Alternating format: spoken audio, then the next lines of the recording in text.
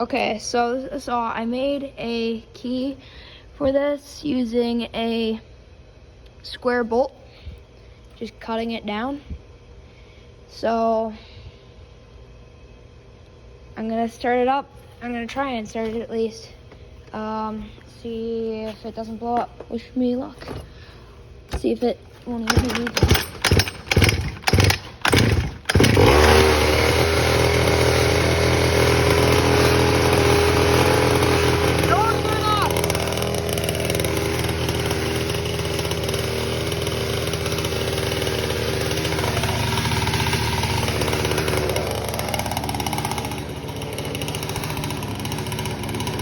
I gotta just let it go. It won't